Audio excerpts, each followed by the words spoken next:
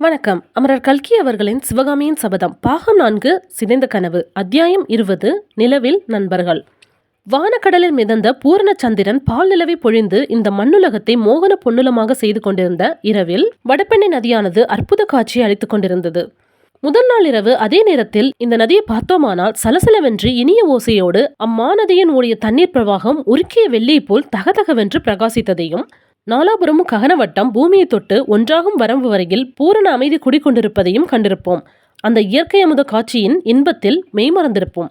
பிரவாகத்தையொட்டி விரிந்து பறந்து கிடக்கும் வெண்மணலிலே படித்துக்கொண்டு, ஆஹா, இது என்ன அற்புத உலகம்! இவ்வுலகத்திலே ஒருவன் அடையக்கூடிய ஆனந்தம் சொர்க்கலோகத்திலே தான் கிடைக்குமா என்று வியந்திருப்போம். ஆனால் இன்றிரவோ அந்த வடபெண்ணை நதித்துறையானது மகத்தான அல்லோல கல்லோலத்துக்கு உள்ளாகியிருந்தது. கணக்கற்ற யானைகளும் குதிரைகளும் ரதங்களும் வண்டிகளும் அந்த நதியை அப்போது கடந்து கொண்டிருந்தன. யானைகள் அணிந்திருந்த தங்க முகபாடங்களும் அவற்றின் தந்தங்களுக்கு அணிந்திருந்த வெள்ளி பூண்களும், இயற்கையிலேயே அழகுடைய புறவிகளுக்கு பூட்டியிருந்த நானாவித ஆபரணங்களும், ரதங்களின் தங்கத்தகடு வேய்ந்த விமானங்களும் வெண்ணிலவில் பளபளவென்று ஜொலித்தன. யானைகள் குதிரைகள் எல்லாம் வரிசை வரிசையாக ஏக காலத்தில் நெடுந்தூரத்துக்கு நெடுந்தூரம் நதியை அடைந்து கொண்டு நீர் பிரவாகத்தை கடந்த போது ஏற்பட்ட ஓசை பெருங்காற்று அடிக்கும் போது அலைவீசி குமரும் சமுத்திரத்தின் பேரிரைச்சலை ஒத்திருந்தது. அக்கரையில் கண்ணு கெட்டிய மட்டும் காலாட்படையை சேர்ந்த வீரர்கள் காணப்பட்டார்கள். அவர்களுடைய கையிலே பிடித்திருந்த கூரிய வேல்கள் அசைந்த போதெல்லாம் மின்வெட்டின் ஒளி தோன்றி கண்ணை பறித்தது. அந்த வீரர் கூட்டத்துக்கு இடையிலேயே ஆயிரக்கணக்கான ரிஷப கொடிகள் இளங்காற்றில் பறந்து படபடவென்று சப்தித்துக் கொண்டிருந்தன. இந்த கரையில் நதித்துறைக்கு சற்று தூரத்தில் ஒரே ஒரு கூடாரம் மட்டும் காணப்பட்டது. கூடாரத்துக்கு பக்கத்தில் புல் தரையில் விரித்திருந்த ரத்தின கம்பளத்தின் மேல் யாரோ 4 பேர் உட்கார்ந்து பேசிக் கொண்டிருந்தார்கள்.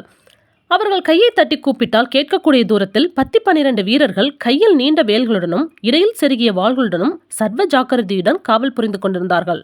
இதிலிருந்து ரத்தின கம்பளத்தில் உட்கார்ந்திருப்பவர்கள் பெரிய அந்தஸ்து படைத்த முக்கியஸ்தர்கள் என்று ஊகிக்கலாம். அருகில் சென்று பார்த்தோமானால் நமது ஊகம் உண்மை என்பதை காண்போம். அந்த 4வரும் மாமல்ல சக்கரவர்த்தி, சேனாதிபதி பரஞ்சோதி, வேங்கி அரசன் ஆதித்தவர்மன், ஒற்றர் தலைவன் சத்ருகனன் ஆகியவர்கள்தான். வேங்கி அரசன் ஆதித்தவர்மன் மாமல்லருடைய தாயாதி சகோதரன், அதாவது சிம்ம விஷ்ணு மகாராஜாவின் சகோதரன் வம்சத்தில் வந்தவன். இந்த வம்சத்தினர் வேங்கி சாம்ராஜ்யத்தின் வடபகுதியில் கோதாவரிக்கு அப்பாலுள்ள பிரதேசத்தை சுதந்திர சிற்றரசர்களாக ஆண்டு வந்தார்கள். சலுக்க சக்கரவர்த்தி காஞ்சியின் மீது படையெடுத்து வந்தபோது ஆதித்தவர்மன் பல்லவ சக்கரவர்த்தியின் உதவிக்கு வர முடியாதபடி இடையில் புலிகேசியின் சகோதரன் விஷ்ணுவர்தனால் வழிமறிக்கப்பட்டான். விஷ்ணுவர்தனன் வேங்கியின் புராதன ராஜவம்சத்தை நிர்மூலம் செய்து தான் சிம்மாசனம் ஏறியதும், ஆனால் புலிகேசி தென்னாட்டிலிருந்து வாதாபிக்கு திரும்பி வருவதற்குள் விஷ்ணுவர்தனன் உயிர் துறக்க நேர்ந்ததும் நேயர்கள் அறிந்தவை. விஷ்ணுவர்தனனுடைய ஆட்சியையும் ஆயுளையும் அகாலத்தில் முடிவு செய்ய காரணமாயிருந்தவன் ஆதித்தவர்மன் தான். ஆனால் சில வருஷத்துக்கு பின்னர் மீண்டும் புலிகேசியின் பெருஞ்சைனியம் வேங்கியை கைப்பற்ற வந்தபோது ஆதித்தவர்மன் தன்னுடைய மிச்சமிருந்த வேங்கி சைனத்துடனே தென்திசை நோக்கி பின்வாங்கி மீண்டும் தாக்க சந்தர்ப்பத்தை நோக்கி காத்திருந்தான். மாமல்லர் மாபெரும் சைனியத்தோடு வாதாபியின் பேரில் படையெடுத்த போது ஆதித்தவர்மனும் அவரோடு சேர்ந்து போருக்கு புறப்பட்டான். சேனாதிபதி பரஞ்சோதி 12 வருஷத்துக்கு முன்னால் தாம் இதே வடபெண்ணையின் அக்கறையில் புலிகேசியின் சேனா சமுத்திரத்தை பார்த்து பிரமிப்படைந்தது பற்றியும், மகேந்திர பல்லவர் மாறுவேடம் பூண்டு தன்னை பின்தொடர்ந்து வந்து புலிகேசியின் கண்ணெதிரே தன்னை விடுதலை செய்தது பற்றியும் விவரமாக சொல்லிக் கொண்டிருந்தார். மற்ற மூவரும் அதிசயத்தோடு கேட்டுக்கொண்டிருந்தனர். மூவரிலும் ஆதித்தவர்மன் மிகவும் அதிசயப்பட்டான். அவனுக்கு அந்த விவரங்கள் எல்லாம் புதியவனமாக இருந்தன. ஆஹா, அந்த விசித்திர சித்தரை நேரில் பார்க்கும் பாக்கியம் இந்த கண்களுக்கு கொடுத்து வைக்கவில்லையே என்று வருந்தினான். அப்போது மாமல்லர் கூறினார், இலங்கை இளவரசன் கூட அடிக்கடி இவ்விதம் கூறி வருத்தப்படுவான். என் தந்தை என்பதற்காக நான் பெருமை எடுத்துக் கொள்ளவில்லை. ஆனாலும் அவரை பார்ப்பதே ஒரு பாக்கியம்தான். அவருடன் நெருங்கி பழகுவதற்கோ பல ஜென்மங்களிலே பாக்கியம் செய்திருக்க வேண்டும். 3 வருஷ காலம் அவர் என்னை அழைத்து கொண்டு தென் தேசம் எங்கும் யாத்திரை செய்தார். இந்த மாதிரி வெண்ணிலவு பொழிந்த இரவுகளிலே நானும் அவரும் வெட்ட வெளியில் உட்கார்ந்து ஆனந்தமாக காலம் கழித்திருக்கிறோம். அவர் பிரயாணம் கிளம்பும் போது பரிவாதினி வீணையையும் உடனெடுத்து வருவார். வீணை தந்திகளை மீட்டி அவர் இசை வெள்ளத்தை பெருக்கும் போது வானமும் பூமியும் நிசப்தமாய் நிச்சலனமாய் நின்று கேட்பது போல தோன்றும். அந்த நாத வெள்ளத்தை தடை செய்ய பயந்து காற்றும் நின்றுவிடும். மரங்களின் இலைகள் அசையமாட்டா, பட்சி ஜாலங்களும் மௌன விரதம் பூண்டிருக்கும். அண்ணா, நிறுத்துங்கள். இப்படி நீங்கள் பேச ஆரம்பித்தால் எனக்கு சித்தம் கலகிவிடுகிறது. யுத்தமும் ரத்தமும் களரியும் என்னத்திற்கு? வீணை வாசிக்க கற்றுக்கொண்டு வாழ்க்கையை ஆனந்தமாக கழித்துவிட்டு போகலாம் என்று தோன்றிவிடுகிறது என்றான் ஆதித்தவர்மன். மாமல்லர் கலகலவென்று சிரித்துவிட்டு சொன்னார், மகேந்திர பல்லவர் இதே மாதிரி வார்த்தைகளை ஒரு காலத்தில் சொன்னதுண்டு. உலகத்தில் மன்னர் குலத்தில் பிறந்தவர்களுக்கு மண்ணாசை என்பது போய்விட்டால் இந்த பூ உலகமே சொர்க்கமாகிவிடும் என்று சொல்லுவார். உலகத்தில் யுத்தம் என்பதே உதவாது. வேல் வாள் முதலிய போர் கருவிகளையே உழுவதற்கு ஏர்கொழும்புகளும் சிற்ப கலைஞர்களுக்கு வேண்டிய சிற்றொலிகளும் தான் செய்யப்பட வேண்டும் என்று என் தந்தை அடிக்கடி கூறுவார்.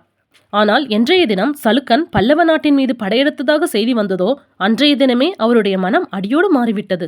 1000 சிற்பிகள் 10,000 சித்திரக்காரர்களை காட்டிலும் மதையானை மீது வேலெறிந்த இளைஞன் அவருடைய மனதை அதிகமாக கவர்ந்து விட்டான் என்று கூறிவிட்டு மாமல்லர் சேனாதிபதி பரஞ்சோதியை பார்த்து புன்னகை புரிந்தார்.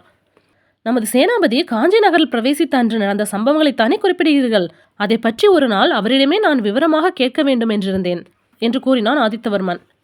என் தந்தையின் அபிமானத்தை நமது சேனாதிபதி கவர்ந்தது போல வேறு யாரும் கவர்ந்ததில்லை. ஒவ்வொரு சமயம் எனக்கு அவர் மேல் பொறாமை கூட உண்டாயிற்று. மகேந்திர பல்லவர் என்னை புறக்கணித்துவிட்டு சேனாதிபதிக்கே முடிசூட்டி விடுவாரோ என்று கூட சில சமயம் சந்தேகித்தேன். ஆனால் அதற்கு நானும் ஆயத்தமாயிருந்தேன். இன்றைக்கு கூட சேனாபதி ஒப்புக்கொண்டால் என்று மாமல்லர் சொல்லி வந்தபோது தளபதி பரஞ்சோதி குறுக்கிட்டார். பிரபு, இப்படியெல்லாம் பேச வேண்டாம். சாம்ராஜ்யம், சிம்மாசனம் எல்லாம் எனக்கு என்னத்திற்கு? பட்டிக்காட்டில் ஏழை குடும்பத்தில் பிறந்தவன் நான். என் தாயாரிடம் கல்வி பயின்று வருகிறேன் என்று வாக்கு கொடுத்துவிட்டு காஞ்சிக்கு வந்தேன். 12 வருஷத்துக்கு மேலாகியும் அந்த வாக்கை நிறைவேற்றப்பாடில்லை. இன்னும் நிரச்சர குச்சியாகத்தான் இருக்கிறேன். இந்த யுத்தம் முடிந்ததும் என் தாயாருக்கு நான் கொடுத்த வாக்கை நிறைவேற்றப் போகிறேன். சிம்மாசனத்தை யாருக்காவது கொடுத்துதான் ஆக வேண்டுமென்றால் இலங்கையிலிருந்து ஒருவர் வந்து காத்து கொண்டிருக்கிறாரே, அவருக்கு கொடுங்கள் என்றார். மாமல்லர் உடனே ஆதித்தவர்மனையும் சத்ருகனையும் பார்த்து கண்ணினால் சமிகை செய்ய அவர்களும் விஷயம் தெரிந்து கொண்டதற்கு அடையாளமாக புன்னகை புரிந்தார்கள். மாமல்லர் மானவன்மனிடம் அதிக பிரியம் வைத்திருக்கிறார் என்னும் விஷயம் சேனாதிபதி பரஞ்சோதியின் மனதில் உறுத்தி கொண்டே இருந்தது. இதை மாமல்லர் நன்கு அறிந்திருந்தார். வாதாபி யுத்தத்துக்கு மானவன்மனை வரவேண்டாம் என்று காஞ்சியில் அவரை நிறுத்திவிட்டு வந்ததற்கே இதுதான் முக்கியமான காரணம். எனவே மாமல்லர் மற்ற இருவரையும் பார்த்து, பார்த்தீர்களா, நான் சொன்னது சரியாய் போயிற்று என்று சொல்வதற்கு அறிகுறியாக சமிகை செய்துவிட்டு தலை குனிந்த வண்ணம் இருந்த பரஞ்சோதியை பார்த்து, அழகாய்தான் இருக்கிறது. போயும் போயும் அந்த மூடனிடமா மகேந்திர பல்லவர் ஆண்ட ராஜ்யத்தை ஒப்புவிக்க சொல்லுகிறீர்? அவனை நான் வரவேண்டாம் என்று கண்டிப்பாக சொல்லியிருந்தும் அவன் பாட்டுக்கு புறப்பட்டு வருகிறான். அவனுக்கு என்ன தண்டனை கொடுக்கலாம் என்று யோசித்துக் கொண்டிருக்கிறேன். எனக்கு அவன் மேல் வரும் கோபத்துக்கு அளவே இல்லை. இலங்கைக்கே திரும்பி விரட்டி விடலாமா என்று தோன்றுகிறது. சேனாதிபதி, உம்முடைய அபிப்பிராயம் என்ன என்று கேட்டார். சேனாபதி சற்று யோசனை செய்துவிட்டு, போர்க்களத்துக்கு வர வேண்டும் என்று அவ்வளவு ஆவல் உள்ளவரை எதற்காக தடுக்க வேண்டும்? மானவன்மர் வந்தால் நல்லதுதான். நமது யானைப்படைக்கு அவர் தலைமை வகித்தால் எவ்வளவோ நன்றாயிருக்கும் என்று சொன்னார். எனக்கு என்னவோ சுத்தமாக பிடிக்கவில்லை. மானவன்மன் நம்முடைய உதவியை கோரி வந்து அடைக்கலம் புகுந்தவன். இப்போது அவனுடைய உதவினால் நாம் ஜெயித்தோம் என்று எதற்காக ஏற்பட வேண்டும் என்றார் மாமல்லர். அதுவரை ஏறக்குறைய மௌனமாயிருந்த சத்ருகனன் கூறினான். சக்கரவர்த்தி, தாங்கள் அவ்விதம் எண்ணவே கூடாது. இந்த யுத்தத்தில் ஜெயிப்பதற்கு தங்களுக்கு யாருடைய ஒத்தாசையும் தேவையில்லை. தங்களிடம் இல்லாத போர் திறமை வேறு யாரிடம் இருக்கிறது? சேனாபதியும் ஆதித்தவர்மரும் இல்லாவிட்டாலும் தாங்கள் வாதாபியை அழித்துவிட்டு வெற்றி வீரராக திரும்புவீர்கள். இந்த படையெடுப்பில் கலந்து கொள்வதற்கு கொடுத்து வைத்தவர்கள் பாக்கியசாலிகள். மானவர்மர் இந்த படையெடுப்பிலே கலந்து கொண்டால் அவரால் தான் தாங்கள் ஜெயமடைந்தீர்கள் என்ற பெயர் ஒரு நாளும் ஏற்பட்டு விடாது. அதனால் அவருக்கு கௌரவம் ஏற்படும் என்பதுதான் உண்மை. சத்ருகன் கூறியதை சேனாதிபதி ஆதித்தவர்மர் இருவரும் பூரணமாக ஆமோதித்தார்கள். மேலும் நமது யானைப்படைக்கு பயிற்சி அளிக்கும் காரியத்தில் மானவன்மர் மிக்க சிரத்தை எடுத்துக் கொண்டிருக்கிறார். அவரை போருக்கு வரவேண்டாம் என்று சொல்வது நியாயமல்ல என்றார் சேனாதிபதி.